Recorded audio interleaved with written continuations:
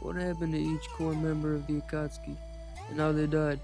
Keep in mind, I'm only going in how well written were their deaths, and will avoid going over any characters who aren't part of the core 10.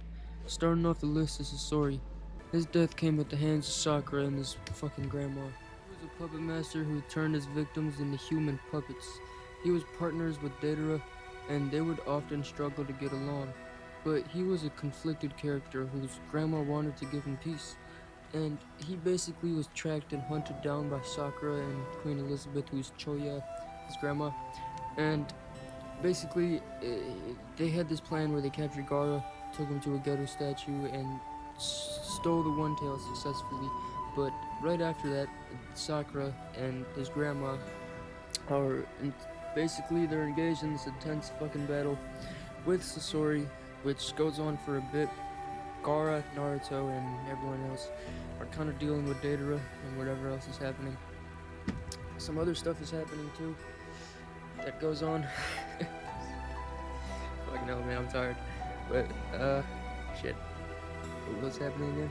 Yeah, Sasori basically gets killed by Shoya and, has an iconic Naruto flashback, which I guarantee you none of you remember. And, yep, we got killed by Sakura and a fucking fossil fuel, so this is definitely the worst character on the list, but that's not... I might cut out. That's not what we're here for. We're here to...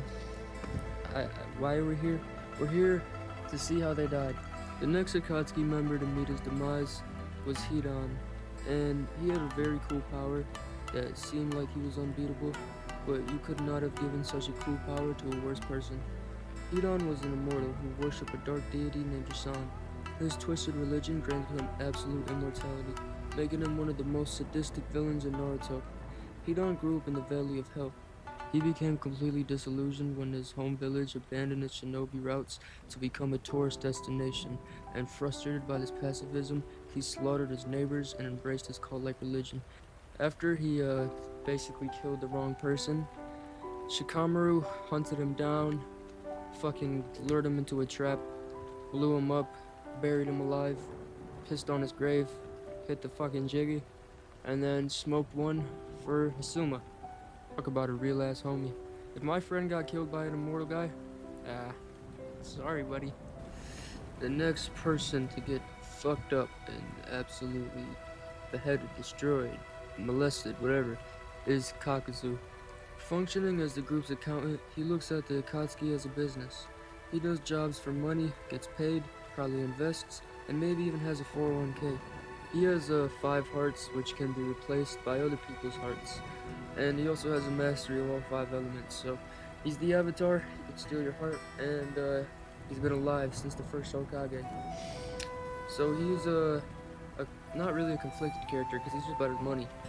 But he believed that money was the only dependable thing in the world, and that's why he looked at the Akatsuki like a business. He also fought against the first Hokage, so he's got to be at least like 100 years old. And he doesn't really do anything in the anime, which is kind of a shame. He just kind of gets fucked up by Naruto. But yeah, he basically meets his demise at the hands of Naruto's new developed Wind Rasengan. Completely destroys his basically destroys his chakra. And he gets finished off by Kakashi. Next up is Deidara. Deidara was the one character who can blow stuff up. Pro fucking creative ability. But he had these like clay bombs, and he was an artist who blew shit up. And basically blowing shit up was his art. And in a final, last ditch, committing suicide, terrorist, alone, everything else attempt, he fucking killed everything in the area except for Sasuke. So congratulations, Deidara. You fucking killed yourself for no reason. Next up is the GOAT of the Naruto franchise, Itachi. Itachi in Naruto is the main antagonist of Sasuke. Throughout the first series, he plays a cold, heartless brother who killed nearly his entire family and clan. Itachi basically set Sasuke on a path of revenge to basically build up his little brother into a heroic savior who could defend himself, and he was successful in that.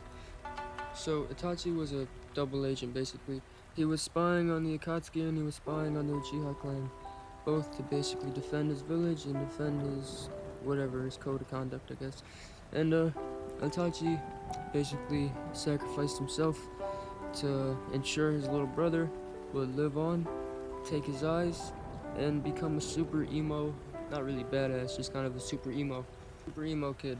He became a super emo kid, all thanks to Itachi. So let's give a fucking round of applause.